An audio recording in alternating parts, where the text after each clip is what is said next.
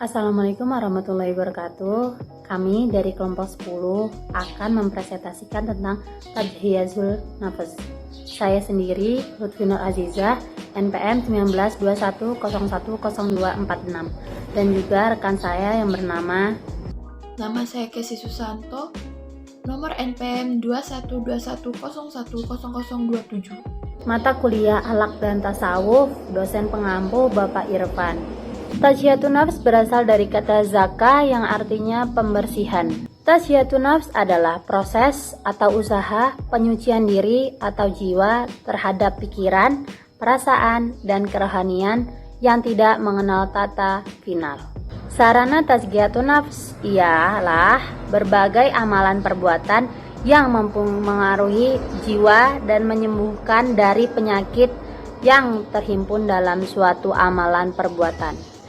Ada beberapa sarana dalam tazkiyatun nafs, di antaranya.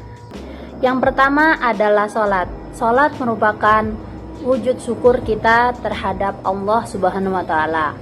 Dengan sholat, manusia dapat menghindari sifat sombong kepada Allah, Sang Pencipta alam semesta ini. Yang kedua, ada zakat dan infak. Zakat dan infak bisa membersihkan jiwa dari pelit dan rasa kikir terhadap harta yang kita miliki. Yang ketiga, ada puasa. Puasa bisa mengendalikan jiwa dari syahwat dan juga kemaluan. Puasa sendiri bukan berarti hanya menahan lapar, menahan haus, tapi juga menahan hawa nafsu yang seharusnya tidak kita lakukan di siang hari. Bagian-bagian sarana dalam tazkiyah, yaitu zikir dan pikir. Membaca Al-Quran dapat mengingatkan jiwa kepada berbagai kesempurnaan.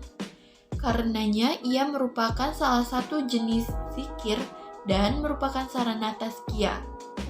Dengan demikian, jiwa bisa mencapai derajat tazkiyah yang tinggi. Zikir dan pikir adalah dua sejoli yang membukakan hati manusia untuk menerima ayat-ayat Allah. Oleh karena itu, tafakur termasuk sarana tazkiyah dan muncul nilai-nilai dalam hati tidak lain adalah melalui perpaduan antara zikir dan pikir. Bagian sarana dalam tazkiyah yang berikutnya yaitu mengingat kematian. Terkadang jiwa manusia itu ingin menjauh dari pintu Allah, seperti bersikap sombong, sewenang-wenang, atau lalai. Maka, mengingat kematian akan dapat mengendalikannya kepada ubudiyahnya dan menyadarkan bahwa ia tidak memiliki daya sama sekali. Oleh karena itu, mengingat kematian adalah salah satu sarana tazkiyah. Selanjutnya yaitu amar ma'ruf nahi munkar. Tidak ada hal yang sedemikian efektif untuk menanamkan kebaikan ke dalam jiwa sebagaimana perintah untuk melakukan kebaikan. Dan tidak ada hal yang sedemikian efektif untuk menjauhkan jiwa dari keburukan sebagaimana larangan darinya. Oleh karena itu, amar ma'ruf nahi munkar merupakan salah satu sarana tazkiyah. Bahkan orang-orang yang tidak memerintahkan yang ma'ruf dan tidak mencegah kemungkaran berhak mendapat laknat.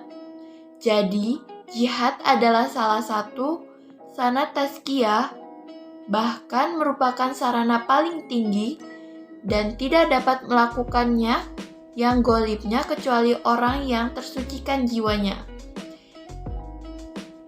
Itulah berbagai induk sarana tazkiyah secara umum.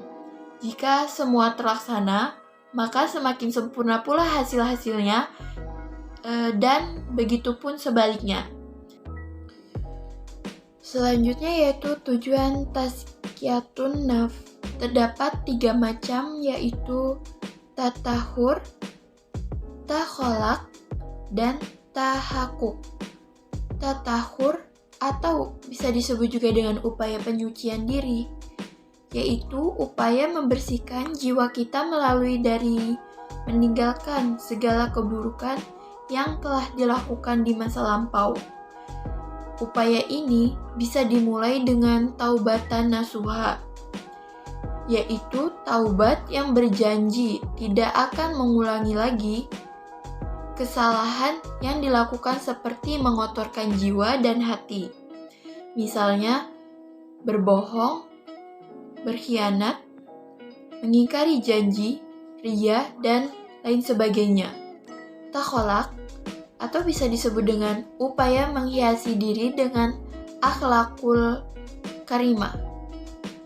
Setelah seseorang berusaha menyucikan diri dari perbuatan kotor pada jiwanya, maka dia harus berupaya mengisi kekosongan jiwanya itu dengan berbagai kebaikan dan akhlak yang mulia di mata Allah.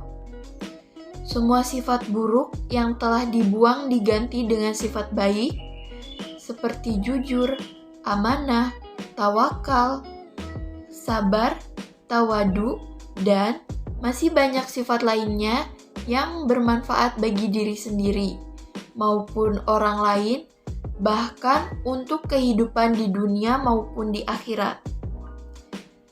Tahakkuk atau bisa disebut dengan upaya merealisasikan kedudukan mulia atau maqamatul qulub.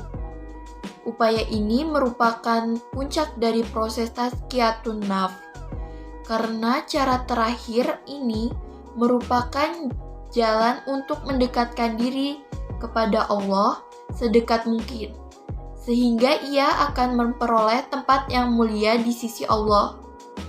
Cara ini tidak mudah karena harus melewati berbagai maqamat atau tingkatan dalam mendekatkan diri kepada Allah.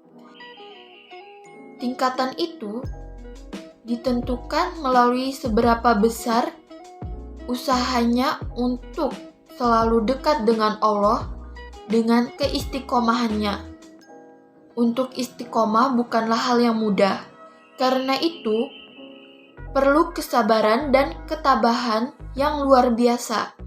Dan hanya orang yang benar-benar kuat imannya dan telah dipilih oleh Allah yang bisa melewati segala godaan yang menghadangnya. Jadi, kesimpulannya yaitu tazkiyatun nafs merupakan suatu proses pensucian terhadap jiwa manusia.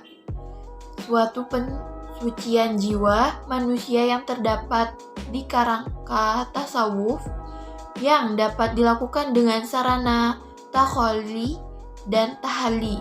Ada berbagai sarana tazkiyatun nafs, di antaranya yaitu sholat, zakat dan infak, puasa, zikir dan fikir, ingat akan kematian, dan juga amar ma'ruf nahi munkar.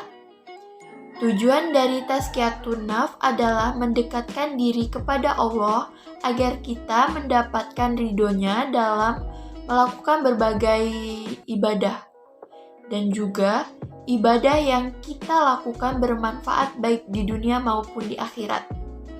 Sekian dari presentasi kami akhiri. Wassalamualaikum warahmatullahi wabarakatuh.